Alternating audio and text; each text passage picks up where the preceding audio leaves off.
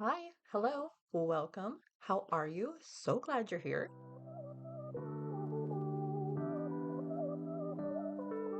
Thank you so much for joining me today. If you are new here, my name is Whitley, and today we are starting a mood reading vlog. So I figured this would be kind of the best way to get myself back into the vlogging process, which I absolutely love. So I just figured I would take you along with what I am reading for the week. I am going to be reading three books in this vlog. The first of which is Sorcery of Thorns by Margaret Rogerson. This is a YA fantasy romance. We are following our main character, Elizabeth, who was orphaned as a child at this magical library where they guard and protect these magical grimoires. These grimoires are not ordinary books, so when they are corrupted, they actually turn into monsters called malefics. So someone is releasing these grimoires and turning them into malefics. So we kind of follow Elizabeth in her journey to try to find out who is doing this and to stop them. In the process of this, she does get herself into kind of some hot water where they think at first that she did it. So they hire a sorcerer to transport her to the capital. We also meet this sorcerer named Nathaniel, which is our love interest. Elizabeth grew up always being told that sorcery is evil and not to be messed with. So at first she's kind of scared of Nathaniel, but he ends up deciding to help her try to figure out who is releasing these grimoires and put a stop to it. I will also be reading Horror Movie by Paul Tremblay. Paul Tremblay has been a little hit or miss for me in the past, so I am looking forward to seeing what he does with this one and how I like it. So this book kind of follows the cursed film trope. There are four college kids back in the 90s who are making this low budget horror movie, but it was never finished. There were a couple of clips uploaded to the internet, and the myth and the legend around this horror movie. Apparently, some bad things happen on set, so it garners this huge cult following. And in the present day, we are following the only remaining survivor of the original cast and crew, as he is telling the story of what happened on the original set and also speaking about getting the movie rebooted. This is not rated very highly on Goodreads, but Paul Tremblay is kind of one of those authors that you either really like his stuff or it just does not work for you. And I have kind of been in both boats in the past, so we'll see how this one lands. And lastly, I will also be reading Daisy Jones and the Six by Taylor Jenkins Reid. In this, we follow a 70s rock band, Daisy Jones and the Six. We follow the lives of the members and kind of where they came from, how they all got together, and the rise and fall of their careers. This is such a hyped book, so I am so excited to get into it and see what I think. I have read Taylor Jenkins Reid in the past. I absolutely loved The Seven Husbands of Evelyn Hugo. That is the only other book I've read from her, although so many of her books are on my TBR. I don't have many other plans for this week. I work a 9 to 5, so I will be working all week, and then I do have a long weekend with Labor Day weekend, but I need to finish these books before August 31st. I really want to get all of this wrapped up before the Magical Readathon starts on September 1st. So if you would like to see my thoughts on any of these books, come along with me on this week's vlog. I'm so happy to have you. Okay, so I started Sorcery of Thorns today. I'm about 25% of the way through. I've listened to 3.5 hours and I'm really enjoying it so far. We're following 16-year-old Elizabeth, who was orphaned and dropped off at this library in the middle of the woods where she was raised under the tutelage of these librarians. They are raising her and teaching her. She is now an apprentice. They guard and secure and transport these super crazy magical grimoires that have lives and magic of their own. They're just spell books, but if mistreated or something happens to them, they become like rabid.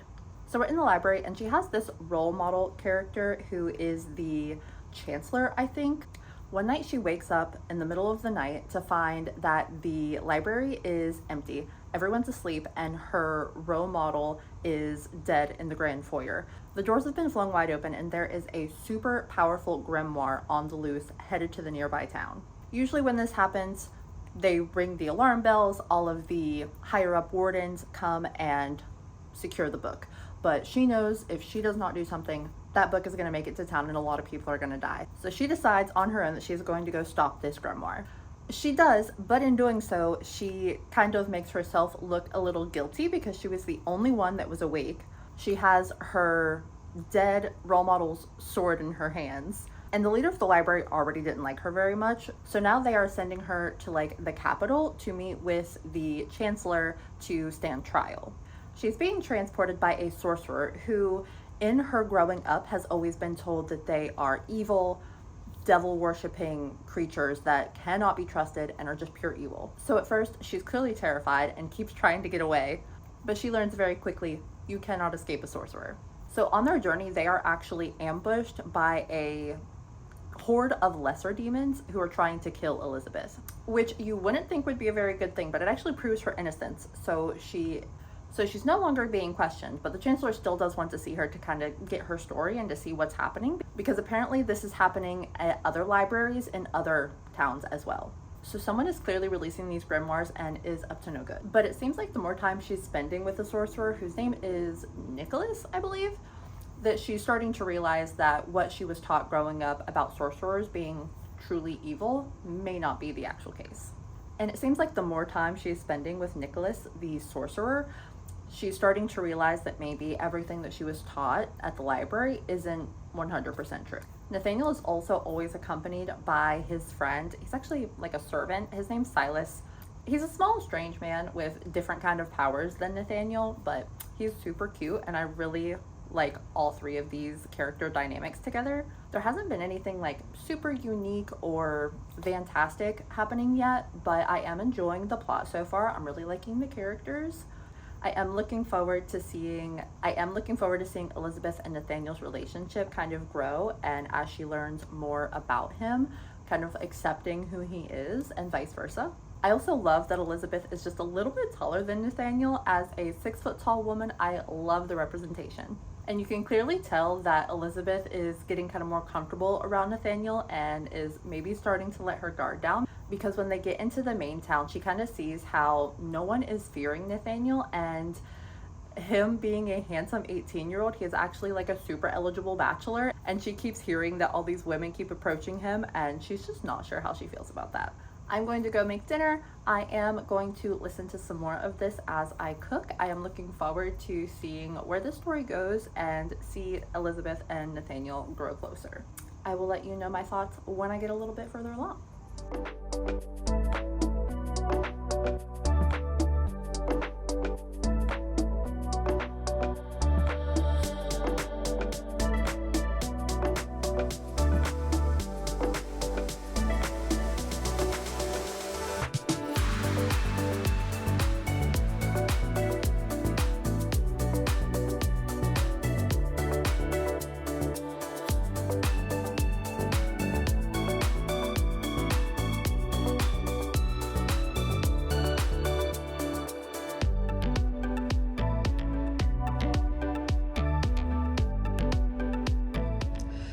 So I didn't say it in the last clip because I wasn't sure if it was in the synopsis or not, but it is. So Silas is actually Nathaniel's little demon friend. I guess all of these sorcerers have these demons that follow them down from generation to generation.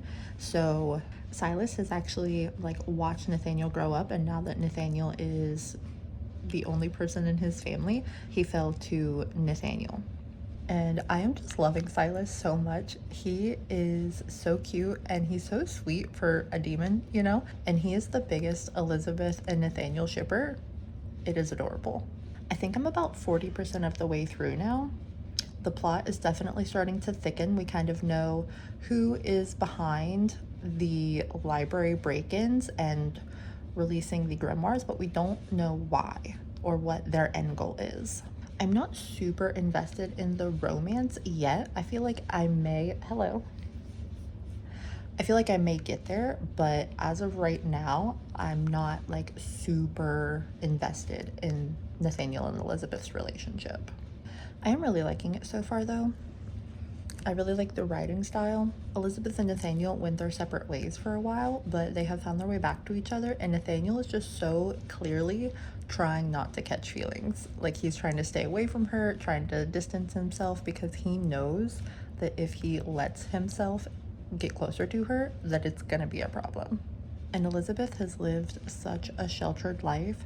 She is a little naive, but she is also like having these thoughts of how handsome Nathaniel is. So I know it is just a matter of time, and I am so excited for it. Hi, so don't mind my hair. I just got back from work. I rode the e-bike to work today, and that helmet does terrible things to my hair. But I wanted to come on here and update you. I did finish Sorcery of Thorns this morning when I was getting ready. I did enjoy this one. I thought the magic surrounding these grimoires was really unique and not like anything I've read before.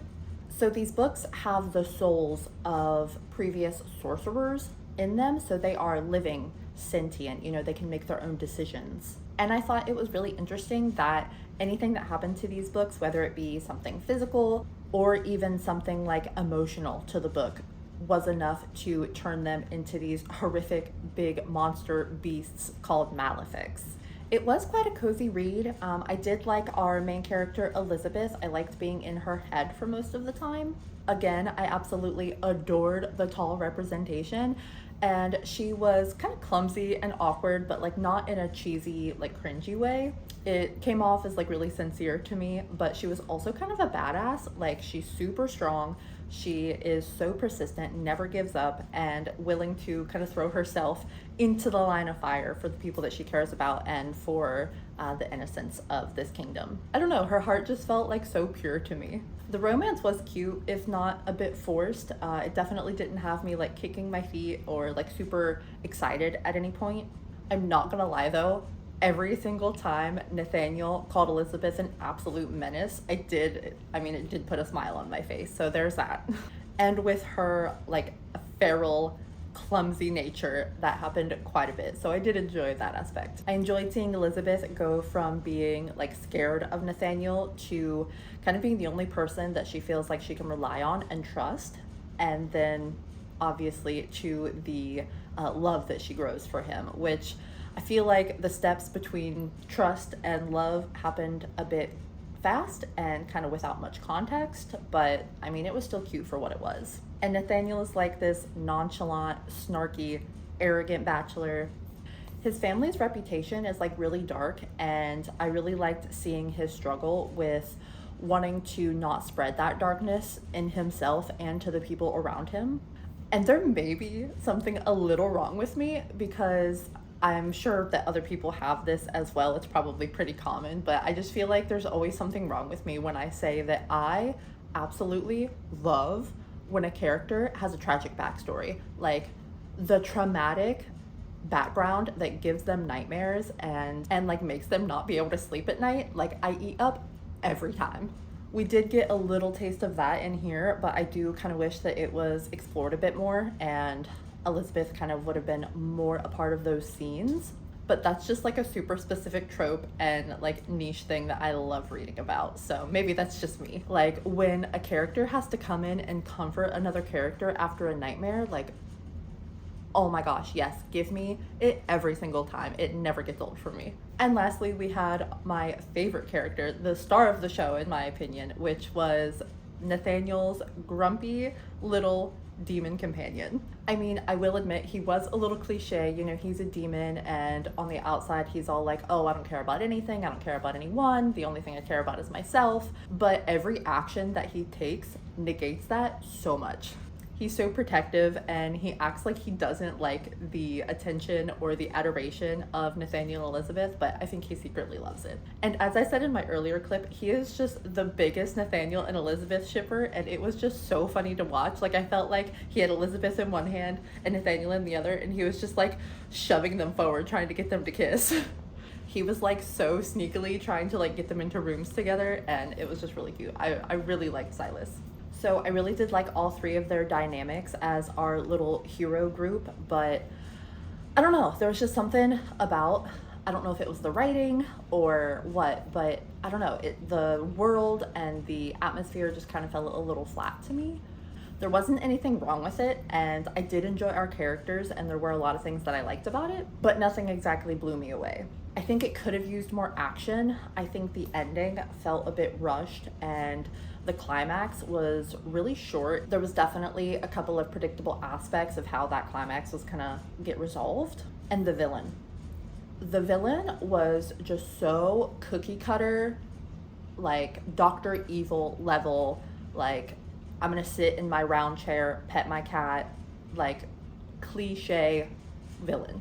I don't know. I think I know what she was going for, kind of like the coziness with the library, but the high fantasy with the politics. But I just wasn't feeling the feelings that I felt like I should be feeling, and what she wanted me to feel just wasn't connecting. I don't know, none of the action felt like it had any weight to it, and something was just falling short. But overall, I did give it a 3.5. I did enjoy it. I'm glad I read it. There is a second book. I don't know anything about it. There's also a short story on AO3 that she wrote that goes in between Sorcery of Thorns and The Thorn Manor second book. I'll put it here. I don't remember exactly what it's called. And if I am correct, I think it's just kind of like short stories from Elizabeth, Nathaniel, and Silas. So I don't know if I'm going to be reading that as well. I don't know if I liked it quite that much to just get little snippets of their after the battle life. It kind of feels like a super long epilogue, if that's even what it's about. I think that's what it is, but I don't know. I'll look into it and see if it's something that interests me. But like I said, I did enjoy it. Glad I read it. Like 3.5 stars. The next book that I plan to pick up, I am so excited for. It is Horror Movie by Paul Tremblay. So Paul Tremblay has been kind of hit and miss for me. Mostly hits, I will say. I really, really enjoyed Cabin at the End of the World. Head Full of Ghosts was really good. I wasn't a huge fan of Survivor Song, which I like never hear anybody talk about. So there's probably a reason for that. But this is his 2024 release, and I am just so excited to get into it. I know that it has like a cursed film aspect, and it's about like some kids making a horror movie. I'm not exactly sure, but once I start it, I will pop back in and let you know my thoughts and kind of what it's about. Right now, I am going to do my workout. I don't know what it has been this week, but I have just been so tired this week. But I am going to do my workout anyway, push through, persevere, get it over with, take a shower, get some cozy clothes on, and start Horror Movie.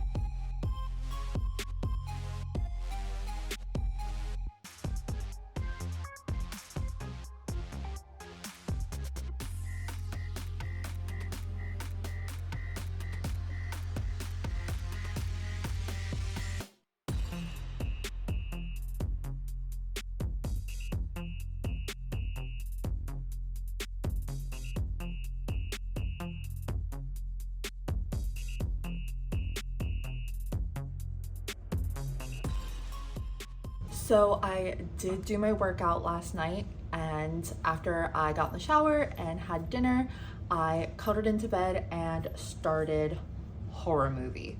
And guys, I am enjoying this so much. The writing has just been like so compelling and it is drawing me in.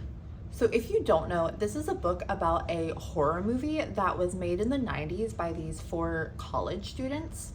It was never finished, but a few of the scenes were released on YouTube, and the mystery and intrigue around this unfinished film has garnered this huge cult following. There's so much speculation about what happened on the original set because there's only one surviving member, and that is who we're following. I don't even think we have his name yet. I don't know if he has a name in this book, but we're following him through two different timelines. The first is him in the present day, where people keep reaching out to him and marketing reboots of this horror movie that he was a part of. They want to remake it, but it seems like he's not very into this idea. He keeps avoiding the directors and the filmmakers.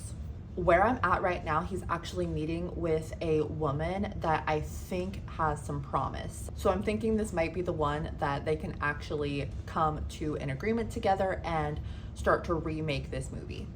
The second timeline, we follow him as he is meeting the creators of this horror movie as they ask him to be a part of it. So we're thrown back into the 90s where he meets Cleo, who is the screenwriter, and Valentina, who is the director. And I guess he went to school with Valentina, and she's the one that initially reached out to him because his build is the perfect build that they are looking for the thin kid in this movie. And that's kind of all we know about this character, is he is titled the Thin Kid. He's lanky, he's frail, he's tall. Like our main character, he said he was like 6'4", 175 pounds. So he's exactly what they were looking for this character. He's definitely hesitant, not only because he's never acted before, but also he's trying not to be offended because he is self-conscious about his body. But something seems to pull him towards this movie. He says yes without really saying yes, which seems to be a common theme for this main character, which I find so interesting. He's never really enthused about anything, but he's also not unwilling. He definitely strikes me as the quiet type, not wanting to make waves, a kind of go with the flow guy, definitely a people pleaser. And mostly a part of this past timeline, we are also getting the actual screenplay and script from this movie.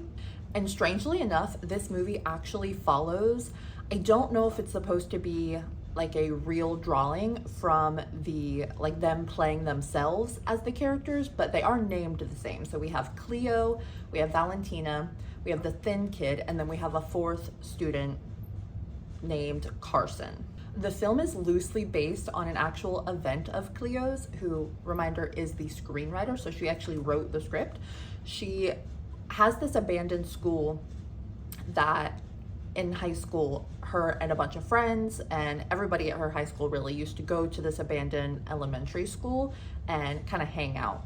So over one of these summers, she goes by herself and she finds this mask and she just thinks it's like super creepy. So what does she do? Of course, she takes it, and then she has this like inspiration for this screenplay. The atmosphere, guys, the atmosphere. It is so good. It is so vivid. So I am listening to the audiobook while also following along with my e-reader, and it is just a superb experience. I can picture these scenes so vividly, like when they're walking through the school of the halls, like I can smell the dust. I can feel the cold breeze. Like it is so atmospheric. It is so detailed. It is so immersive. I am loving it. And it's just so eerie, and the vibes are just so good.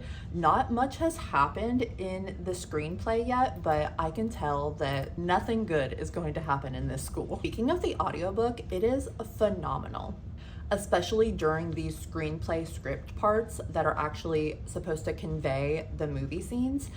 It literally sounds like you're listening to these actors through like a sound booth, and you'll get flipping pages and the actors will occasionally like talk to each other like they are in the same room reading from the script. You'll get like little background noises, little ambient noises, and it is just so good, so immersive. There are so many narrators in this book. I was shocked. So it started listing, and when the second one came, I was like, oh cool, so there's two narrators. I love that.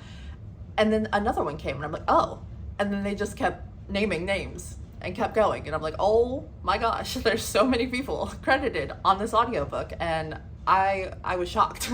But it is just such a good listening experience. I cannot recommend it enough. The only thing I will say, and this may be something that the physical book has that my e-reader doesn't have, but there are occasional parts on the screenplay sections that the narrator will kind of repeat. So it's like a line has been crossed out and they repeat it and say it a little differently, or repeat it with a word different.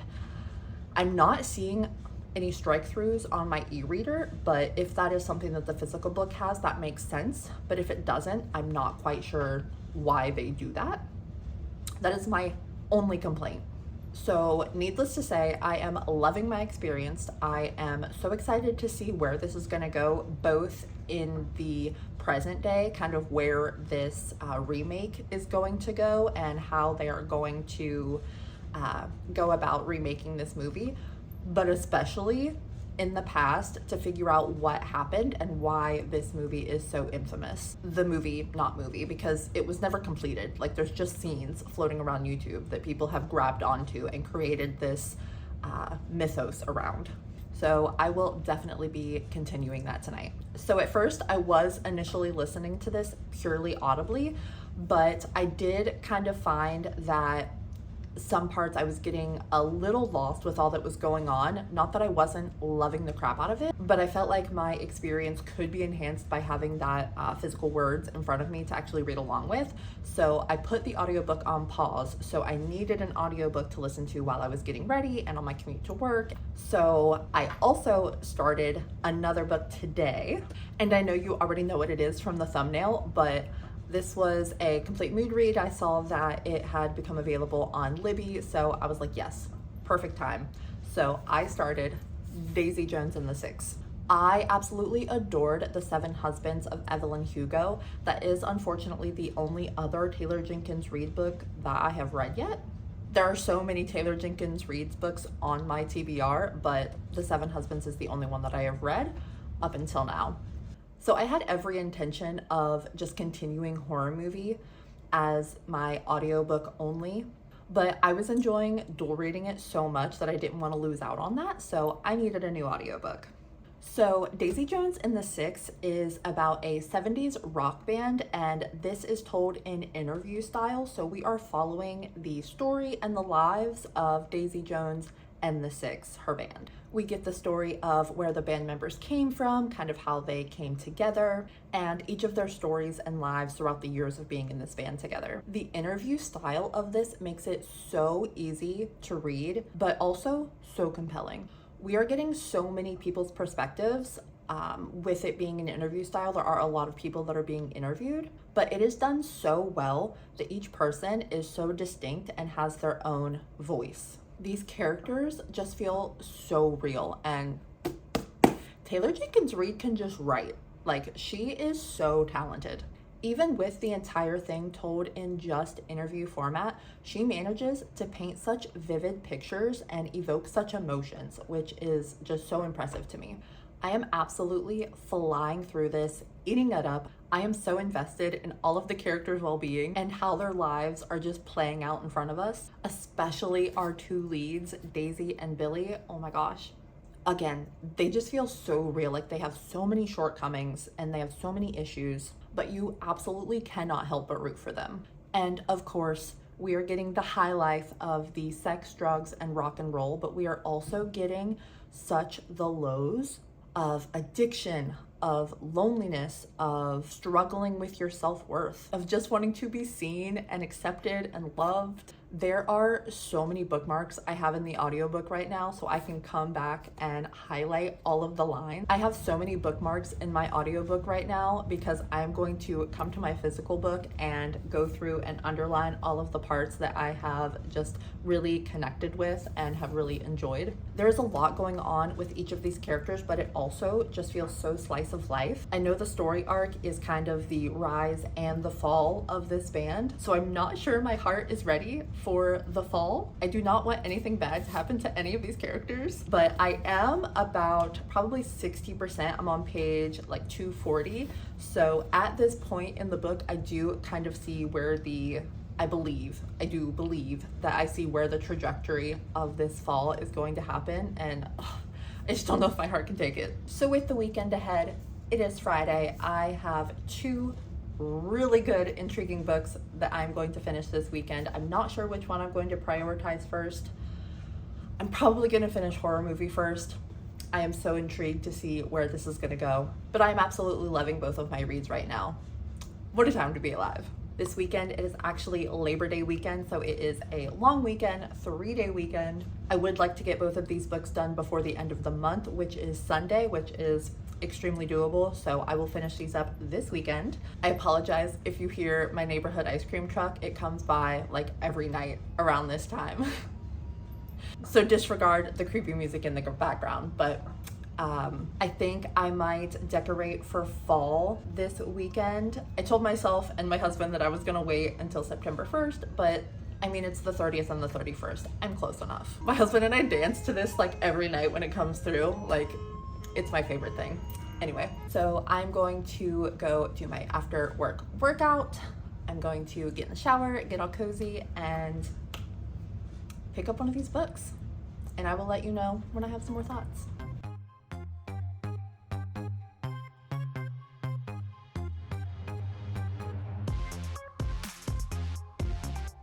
Hello again. It is a beautiful Saturday morning. I am in the car because I am going to go to my local bookstore. Well, I say local, but it's like 25 minutes away, but it is a super cute used bookstore that you can donate books to and they give you credit. So I have a bunch of credit there. So anytime there's any books that I want, I try to put them on hold there. And they called me and let me know that there is a book there ready for me to pick up. So I figured I would go there this morning and take you along with me and see if there is anything else that looks good there while I'm there. I did manage to read a little bit more of Horror Movie last night. I think I forgot to mention in my last clip, but I got about 25-30% of the way through. That's kind of where I was when I updated you last. I'm about 50% of the way through now, and it is still just so good, guys. It is so atmospheric, so immersive. I am loving the writing style. I just want to sit down and read this whole book. I cannot wait to finish this up and see where this is gonna go. This movie that they are making is bonkers. Like, it is crazy. My skin was crawling at one of these scenes. Like, it was not body horror, but like just thinking about this happening, things are getting so intense in the past timeline, like the movie that they are filming especially. Like, I don't understand why they're doing anything that they're doing, and I am just so intrigued to figure out if there is a reason that they're doing all of this. I think the movie aspect is definitely the most interesting to me. I mean, everything has been interesting so far, even the present where he is working to remake this movie. But they keep dropping comments of like things that happened in the movie that we haven't seen yet. And I'm just so intrigued to see what it is, what scenes that they are referencing. And some terrible things have happened on this set, like these accidents, but not accidents. I don't know. And not only is the movie portion just so disturbing, but there have been actual things that have happened to the actors, like the real people that are shooting this movie, that are just horrible. I find the main character so interesting. Like, he's so quiet, but he is like so drawn to this movie, and he gets so method and into this character of the Thin Kid. He kind of like wants to become the Thin Kid, and I don't know if that's why these things kind of keep happening to him, or he's letting these things happen to him. I don't know, it's just so interesting. I'm loving it so much. I don't want to go into any spoilers. It's just so good. But I am actually going to listen to some more of Daisy Jones and the Six on the car ride over to the bookstore because I am loving that one as well. So I will be listening to that, and I will see you at the bookstore.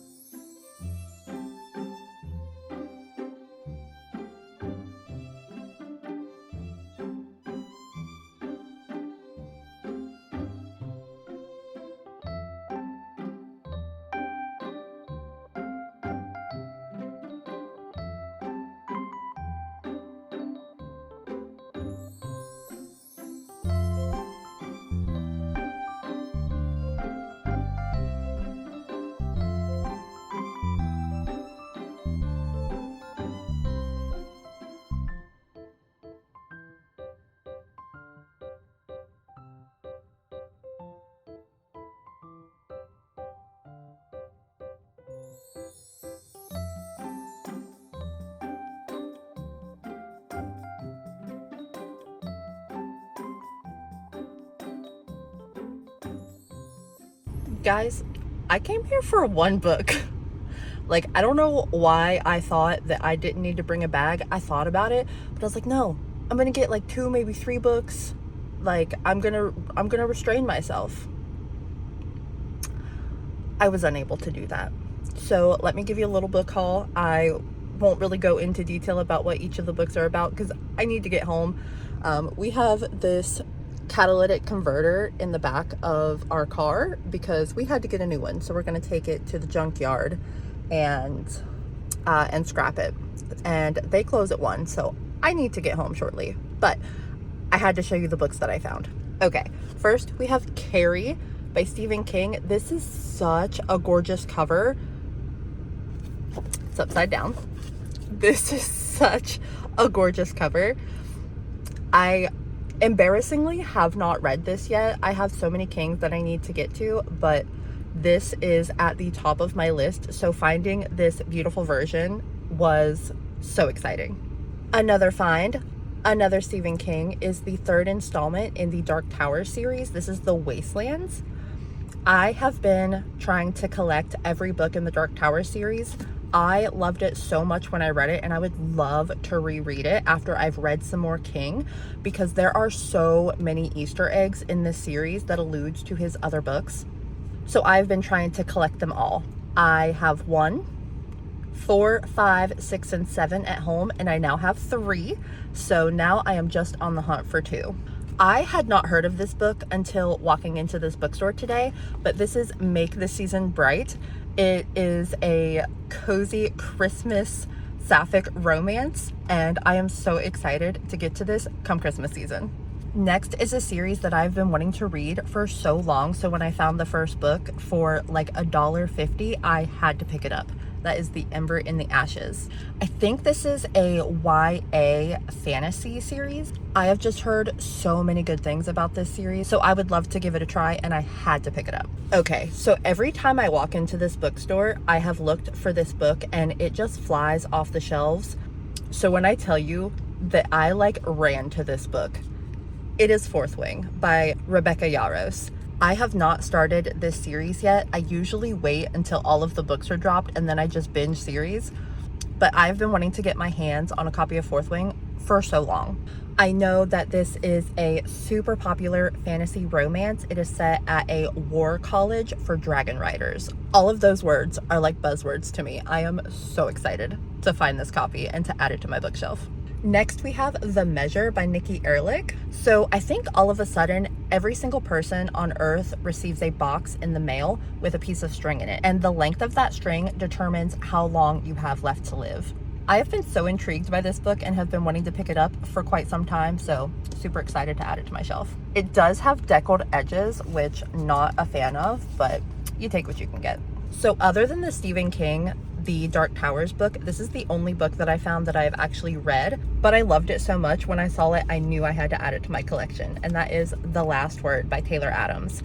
No Exit is one of my favorite thrillers of all time, and this one was exceptional as well. So I could not pass this one up.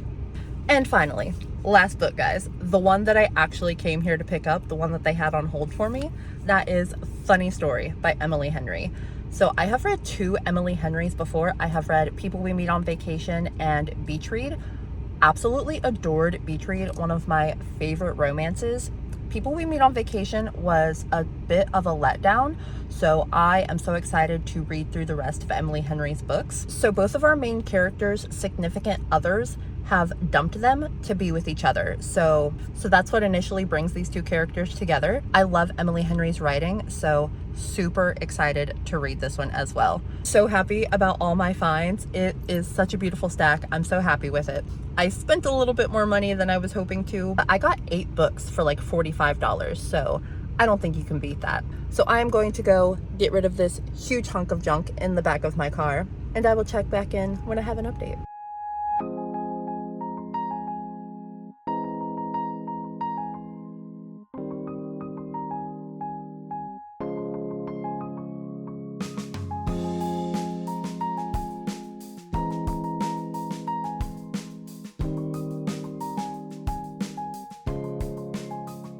Hi, hello.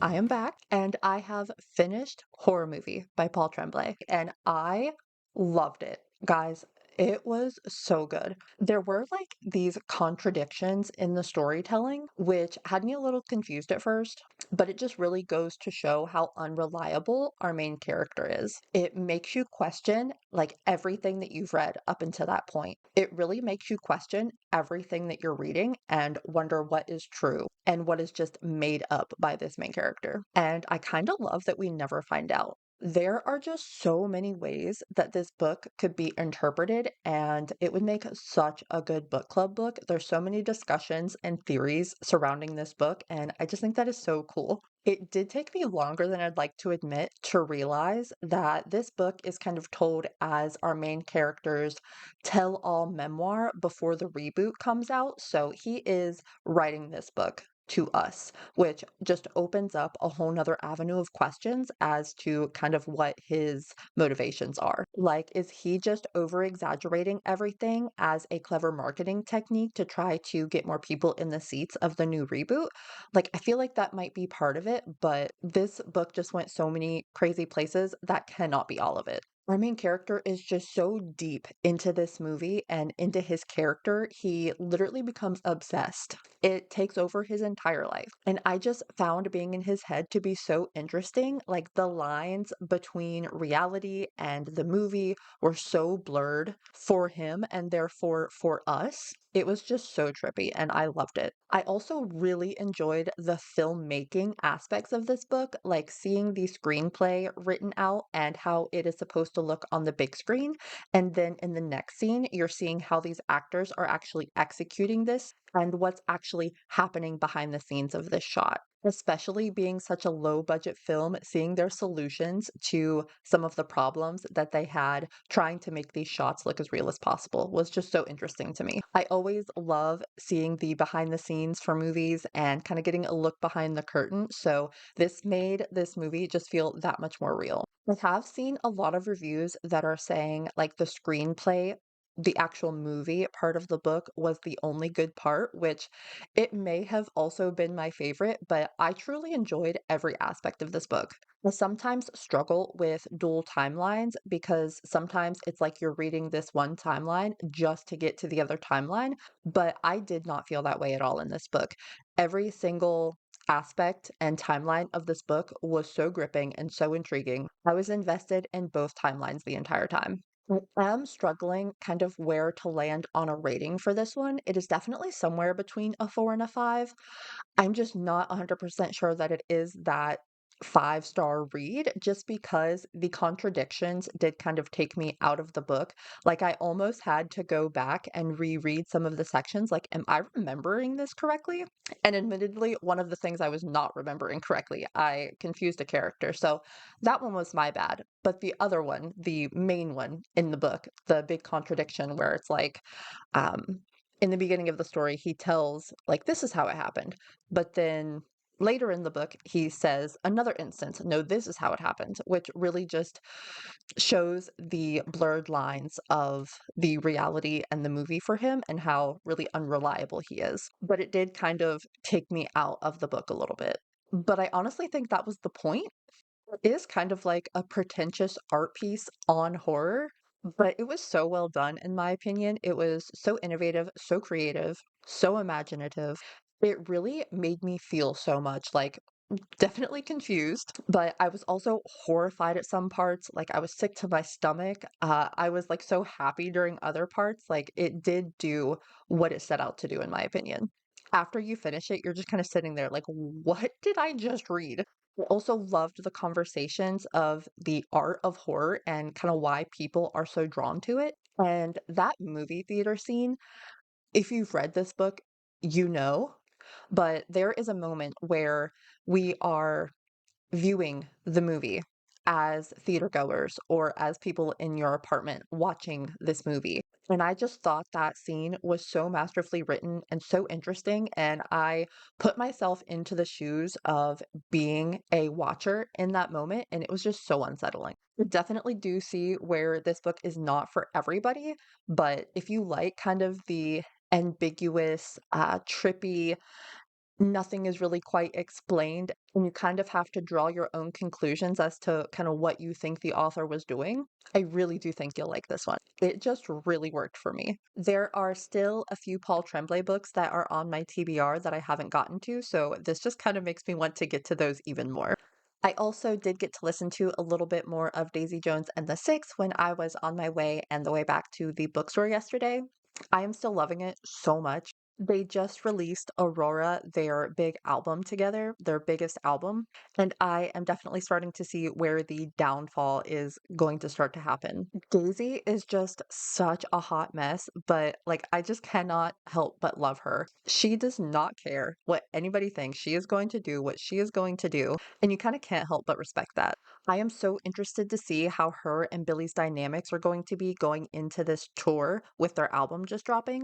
And I am still just flying through this. It is so easy to listen to with the interview styles. I will say the only thing about the audiobook is occasionally they'll say the name of who is talking, but most of the time, since every single person does have a different narrator, they won't say who's talking. And sometimes with the not so integral characters speaking, I sometimes lose who is talking, like with the drummer and the two guitarists. Like there's two brothers and Warren, the drummer. I sometimes get them a little mixed up because their voices are a little similar, and I can't remember which narrator goes with which person, but it doesn't really take away anything. Like it's usually just a line or two, so it's not that big of a deal. But I do kind of wish that if it's someone that we don't hear from a lot, that they would say the name of who is talking more. But that's just a small note on the audiobook. The storytelling and the writing and the book altogether is going so well. So I will definitely finish that tonight. I am 81% through the audiobook, so I have about an hour and a half left. Sydney and I are getting ready to decorate our apartment. We are going to get all of the Halloween and the autumnal decorations out, and we are going to revamp the apartment. I am so excited. Fall is my favorite time of year, so just to be able to walk into the apartment and it be so cozy, I'm so excited.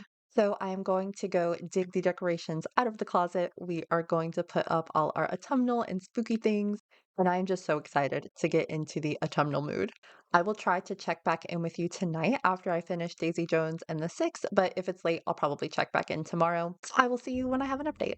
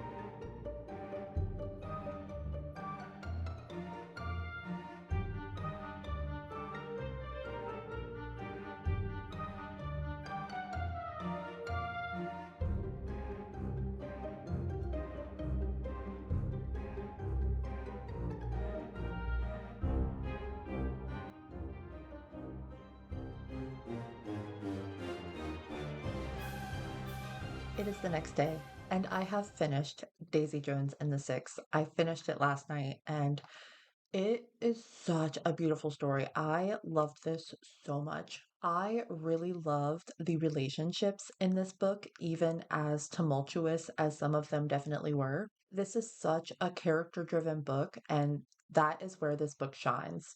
Everyone is just so complex and messy. So many of these characters were just so stupid and selfish and did terrible things, made terrible decisions, but so do real people. It just felt so authentic.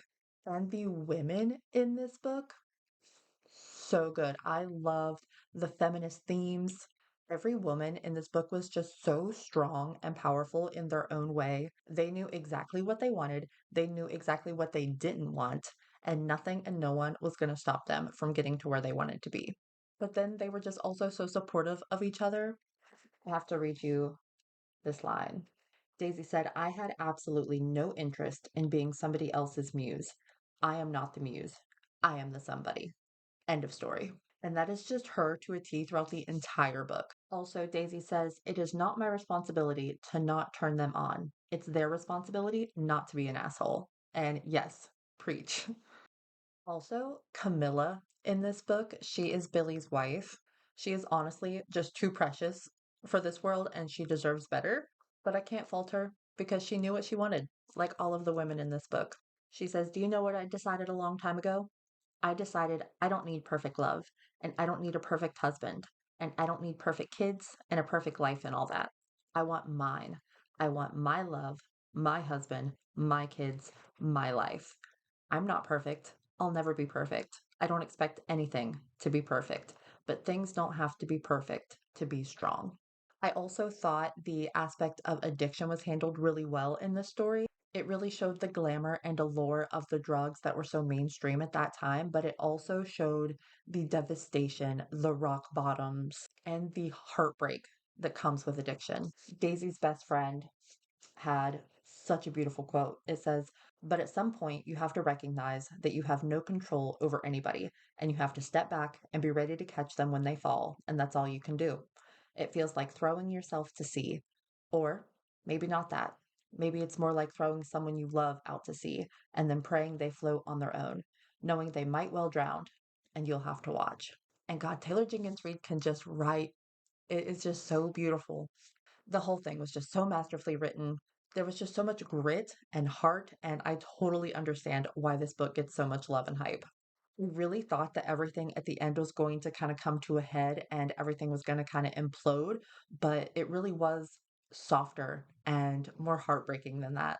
How everything just kind of fell apart. And I am so excited. There's actually a mini series. There's like a 10 episode adaptation for this, and I am so excited to watch it. I need to hear this music. There are like lyrics to the songs in the back of the book, and I just cannot wait to hear them to be put to music. So, if you couldn't tell, this is a 5 star. It was so good, immaculate, perfection. And that was the last book of the vlog. We had a 3.5 star, we had a 4.5 star, and we had a 5 star. So, not too shabby. Such a good reading week. Thank you so much for coming and hanging out with me for a week. Let me know if you've read any of these books down in the comments and what you thought. And if you want to let me know that you were here but not sure what else to say, leave me some music notes down in the comments for Daisy Jones and the Six. Thanks again for hanging out. I hope you enjoyed. I hope you are loving what you're reading, and I will see you soon for another video. Bye.